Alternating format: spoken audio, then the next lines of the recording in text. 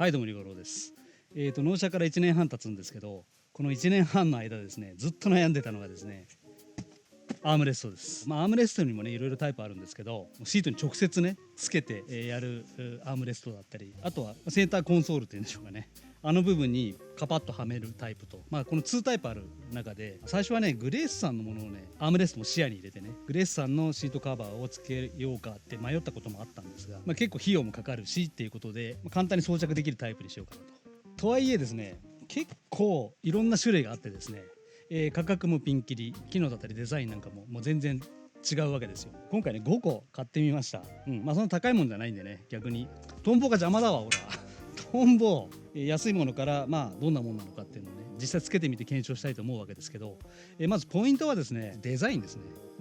その車内の空間にマッチしてるのかどうかってこと、あとは機能性ですね。ここでいう機能っていうのはサイドブレーキを引くときに邪魔にならないかとかね、 USB ポートがついてたりとか、いろんなものがあるんですけど、収納力だったりとか、つけた時にガタつきがないかとか、その辺を中心にちょっと見ていこうかなと思ってるんですが、僕の場合はですねやっぱりね見た目ですよね。そもそも安いもんなんでこれがあることによって車内空間が安っぽく見えちゃうのはちょっとさすがにそれは避けたいなってことで、この中で一番本命はですね、やはり僕は昭和ガレージさんのものなんですけど、これ一番高かったんですが、僕昭和ガレージさんのシートなので、これがデザイン的には一番間違いないんじゃないかなっていう期待はあるんですが、実際つけてみないと分かんないんでね、一応本命はこれです。はい、今これ現状ですね。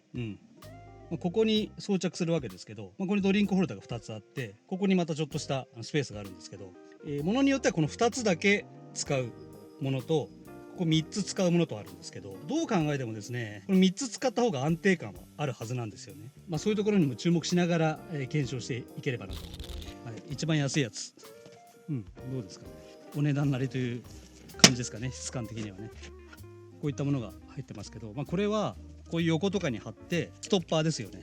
ガタつかないようにっていう USB-A ポートが3つついてるんですけど、これは仕様としてはその3個のうちどっか入力すれば他から給電しちゃうみたいな。中を開けるとこんな感じですね。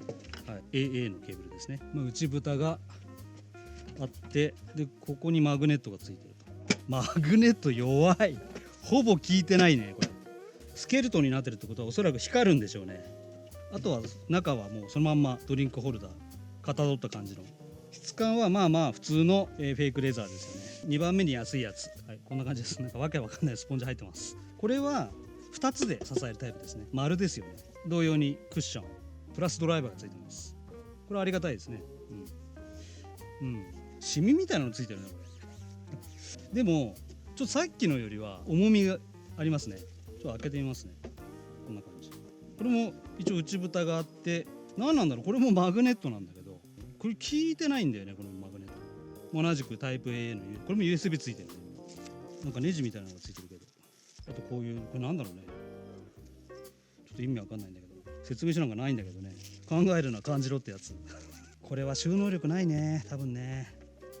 この部分にちょっとしたやっぱ脂肪感があるんですよ。デザイン性は悪くないですね。でここだけちょっとこうクッションが効いてる感じ。あとはこれスライドできちゃうねこれね。で後ろにもあるねこれは後部座席座る人はありだしょね。で6ポートのうち1ポートどこかに入力すればあと全部使えますよという。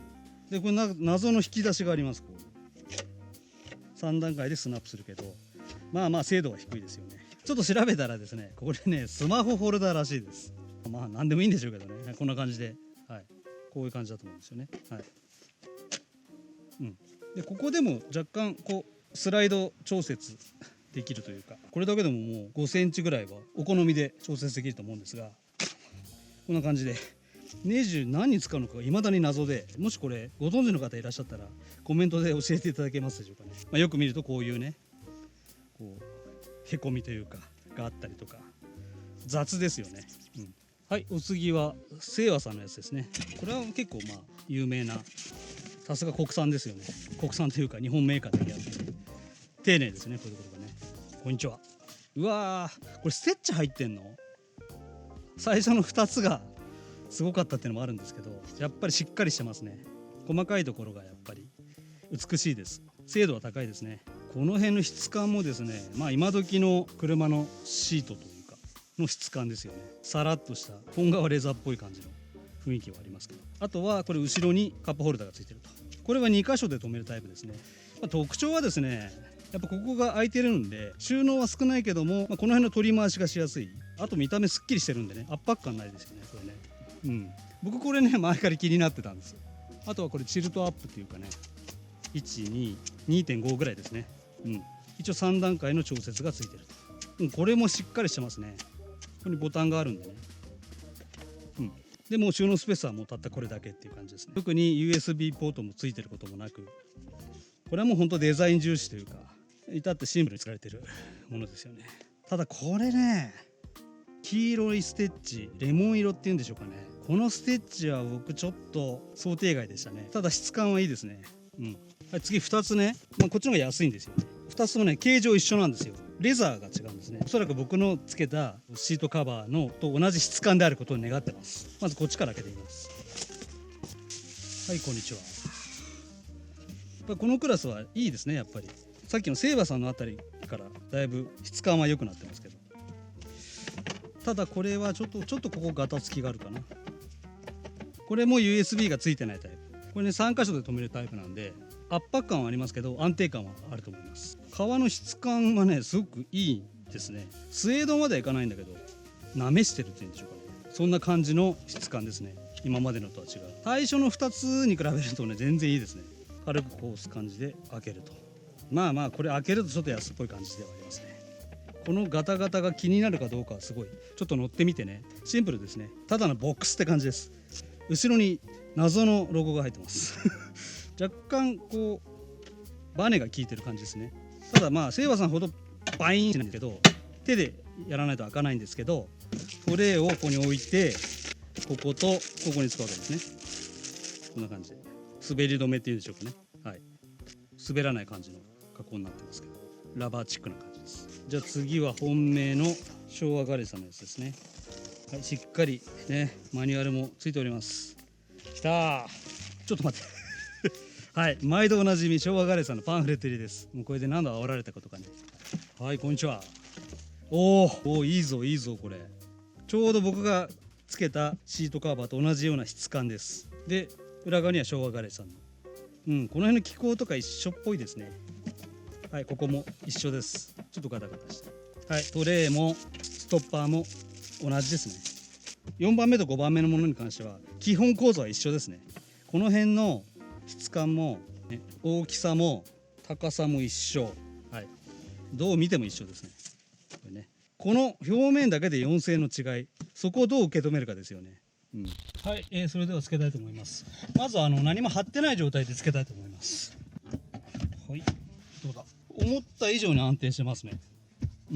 ジムニーの場合ですね、この真ん中の部分がですね、もともとこのぐらついてるんですよね。そこをあらかじめご了承いただきながら見ていただきたいんですけど、片方だけ貼りました。裏側は貼ってません。入れてみますね。キツキツですね。結構もう体重かけないと入らないぐらいですね。1枚でも全然安定しましたね。はい、これ実はねスライドするんですよ。はい、僕のいつものポジションで確認しますけど、一番引いた状態ね、シフトチェンジできますね。このほんと角に肘を置いて置くぐらいの感じだと1足3足5足入りますね。でサイドブレーキ、やっぱちょっとこう腕を反らないといけない感じですね。ただ体を前のめりにすれば普通にでもないかな。今当たりましたよね。こんな感じになっちゃってるね。でも思ってたほど締めにくくはないかな。じゃあ次シートベルトね。はい、いつものシートポジションです。特に締めにくさはないかな。ただこれ前出してた状態だと確実に締めにくいですね。ちょっと締めにくいね。前出す出さないではもう全然締めやすさ変わりますけど、これはトレードオフですよね。はい、こんな感じですかね。ガタつきも特になく、思った以上に3000円にしてはよくできてるなって感じです。はい、ただちょっと痛いかな。薄いですね。はい、抜きますね。結構、これぐらい力入れないと抜けない感じですね。指2本分ぐらい隙間ができて、じゃあちょっとした収納スペースにもなるんで、はい、全部ここは死んでませんね。あとはこう体重かけた時どうかってことなんですけど、この状態であれば問題ないですね。これ一番前に出した時ですよね。はい、ちょっと、そんな体重かけるなんてことはほぼほぼないと思うんですけど、この辺の強度はある程度計算して作られてはいるとは思うんですけど、はい、壊したくないんでね。多分映像で見ると結構しなってんじゃんって見えるかもしれないんですけど、ただ実際こう肘をかけてる当事者としては全然そんな感じはないです。こう沈み込むとかそんな感じはないですね。これで3000ならありなんじゃないでしょうか。悪くないですね。刺すとこんな感じですね。どこに刺しても、はい、電気つきますね。はい、入りましたね。ここに真ん中に刺しても電源が入ると。ただこのライトね、ブルーですけど、ないよりはいいのかなと思いますね。はい、次2個目ので、これ問題があってですね、今これちょっとデッドニングの時に貼ったマット、10ミリ厚のマットをね、これ貼ったんですけど、なんで貼ったかというと、最初のはね、ちゃんとこのカップホルダーにぴったり合ったサイズでこれが形成されてるんですよ。これはこっちはもうただ単に丸なんですよ。だからめっちゃ隙間空いてんですよ。ここね、こうなってるでしょ。ここで支えてる感じになっちゃうんですよね。ここで支えてるだけみたいな感じなのでガタガタなんですよ。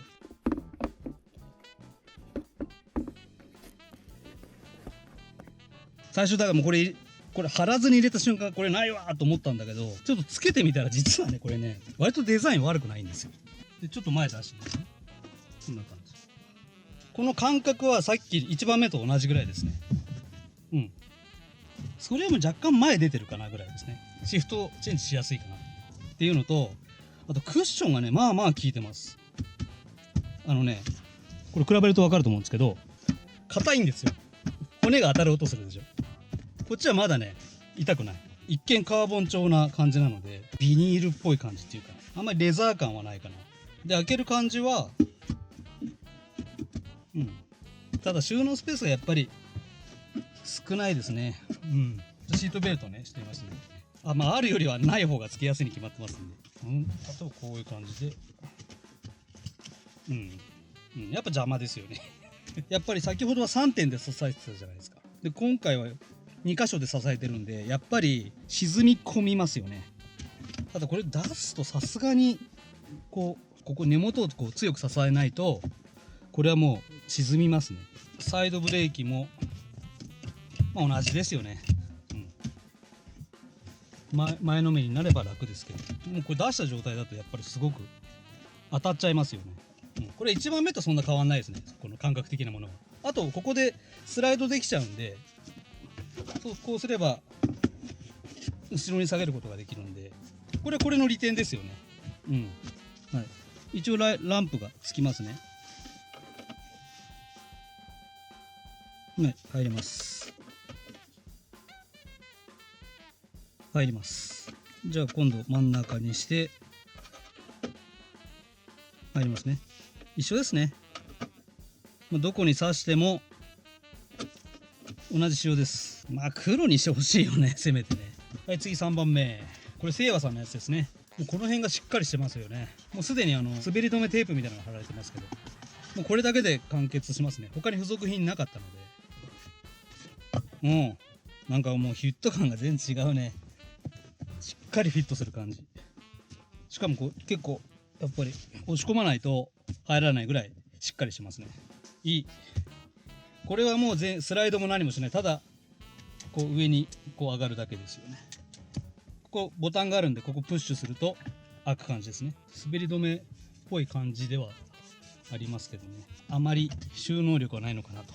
ただこれは後ろにカップホルダーがついてるんで、カップホルダー1個犠牲にしつつもちゃんとここはね1個生きてるんですよね。ただ例えばね、ペットボトル置くじゃないですか。これ上げるときに干渉しちゃうんですよね。はい、1、2、3まではいかないですね。で普通の350缶ね、350缶がしっかり入りますと。蓋開ける分に関しては特に干渉はしないんですけどね。でもこの上げた感じもなんかリッチな感じしますね。安っぽくないです。距離感ですね。さっきのよりは若干長いんで、肘をさっきは角でしたけど端に置いた状態でもシフトチェンジできますね。123、これはいいですね。計算されてますね。さすがせいやさんですね。クッション性についてはあまり良くないですね。1番目と2番目の中間ぐらいな感じですかね。気持ちいい感じではないですね。こう肘をバンと置いて痛いっていう風にはならないですね。唯一気に入らないのが黄色のステッチですね。なんでこれにしたかな。この脂肪感ね、すごくせいやさんっぽいというか、一応ジムに純正意識されてるとは思うんですけど、ちょっとやりすぎかなって感じですね。ちょっとギラギラしてる感じですよね。サイドブレーキ、開ければ全然問題ないけど、開けてわざわざ閉めるのはしょうがないかな。ただここ細いんで他のよりは閉めやすいかなと思うけど、ちょっと閉めにくいですね。最初の1番目2番目よりはここが狭い分こう回り込んで閉める場合はすごく楽なんですけど、ここで閉めようと思わない方がいいですね。ちょっとやっぱ出てるんで長いんで、ちょっと前のめりになってもきついかなという感じです。でシートベルトはやっぱ細いんで一番締めやすいんじゃないかな。この手を入れたこの隙間っていうのかな、これが一番広いので、一番締めやすいかなと思うんですが、やっぱ前出てる分ここやっぱり当たっちゃうんで、シートベルトはだいたいみんなストレスとしてはみんな同じかなって感じですね。結構力が必要です。取れました。4番目のやつ。はい、今何も貼ってない状態で置きますけど、安定感が違いますね、やっぱりね。ただこれはテープとか一切ついてきてないので、こういったものを貼り付けるなりして固定した方がいいんじゃないかなと思いますけど、ただ何もつけなくてもある程度は安定してますよね。全然問題ないです。クッション性も悪くないですね。2番目のと同等ぐらいな感じですよね。気持ちいいですね。この長さがちょっと思った以上に短いですよね。肘を置いた状態、僕の場合ですよ、肘を置いた状態で1足3足5足入りますね。サイドブレーキ、めっちゃ引きやすい。めっちゃ引きやすいわ。このねくぼみ思った以上に効果絶大ですね。シートベルト、シートベルトは一緒ですね。はっきり言ってもう全部一緒だね。いやめちゃくちゃ使いやすいですね。蓋をプッシュするタイプですね。最初の3つと比較するとここもぴったりなんですよ。僕の場合これシートかぶせてるんでより狭いんですけど、手で引っ張らないと開かないぐらい干渉してます普通に。それは僕はそんな気にならないかな。収納力は絶大ですよ。樹脂部分の質感も違和感ないですよね。肌に触れた感じというか、この皮の質感もすごくいいですよね。だけどやっぱりね調和が取れてないんですよね、これね。だからすごく違和感がある。はい、ラスト昭和ガレッジさんのやつですね。これも先ほどのと同じなんで、なるほど。でもどうだろう。これ4番目も5番目もそんな変わんないかな。ただこっちの方が皮の質がよく感じるので、誤差ですね。これも一緒。これもここ空いてる分こういう風に回せるんですよね。これがないと回り込んでつけようとは思わないんですけど、この隙間があることによってつけることができる。サイドブレーキはやっぱりこのタイプが一番やっぱりストレスないですね。ただ僕シートポジションどちらかというと前の方なんで、このねシートをこう後ろの人ほどやっぱりいろいろとこの辺はストレスかかると思います。僕はもうほんと前の方なんでここ空いてますけど、これ結構背の高い人はここ壁に当たっちゃう感じなんで、ここはだいぶ窮屈になると思います。この辺の判断はちょっと個人差出てくると思います。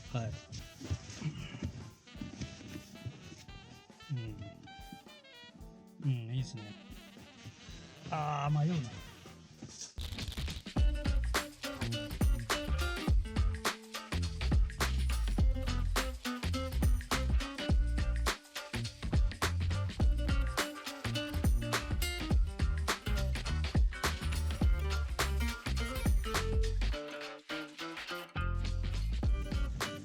4足。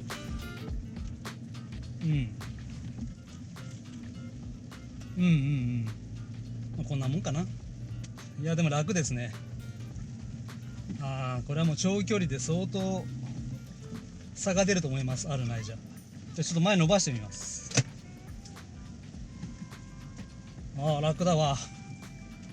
もうなんかいいね。やっぱここまで前に出るから、なんだろう、すげえ。ここまで前出さなくてもめっちゃシフトチェンジ楽。これだとちょっともうなんかなくてもいいかなぐらいの長さですね。やっぱちょっと伸ばさないと、あまり効果ないかなって感じですね。これ一番短いんでね。だけど楽だね。ただこれでやっぱちょっと痛いかなっていう感じはします。ただこれ3000円にしちゃありなんだよな。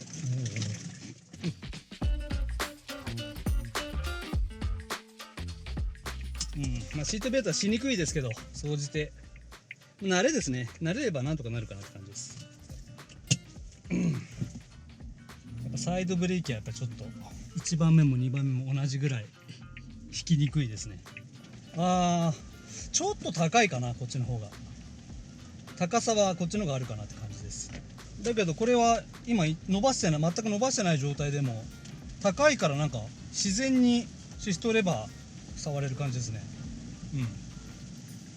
ちょっと前出してみましょうか。この前出した感じはやっぱ1番目のよりはこうスムーズな感じですね。シフトチェンジした時にこれずれるかじゃずれないですね。むしろこれぐらいの方がいいのかもしれない。でもやっぱりこれね、2番目のはやっぱクッション効いてるんですごいホールド感あるというか安心感ありますね。デザイン的にも悪くないですね。これはなんか引いた状態で使うのにちょうどいいかなって感じですね。いいよいいよ。ただこれはやっぱり固定が結構厄介かなっていう感じですね。はい。これ固定さえうまくいけばありなんじゃないかなと思います。カップホルダーあるしね。サイドブレーキ。サイドブレーキはやっぱり引きにくいけど、若干こっちの方が細い分まだ引きやすいかなって感じですね。でも楽ですね。まあでも気持ちいいですね。この表面は、このレザーやっぱり質感高いですね。気持ちいいです。すごく。さすが清和さんだな。やっぱちゃんとしてるよね。いやめっちゃ楽。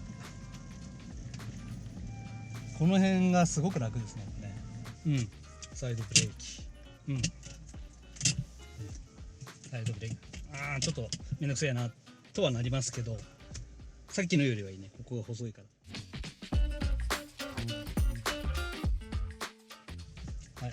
やっぱサイドブレーキがめちゃ引きやすい。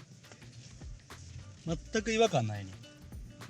やっぱこのシリーズがこの4番目5番目が一番なんかクッション性があるような気がします。いいです。これくぼみなんかちょうどいい感じで腕が収まる感じも悪くない。シフトチェンジはもう全然問題ないです。レザーの感じも気持ちいいです。はい、すごく上質です。安定感もあるしね。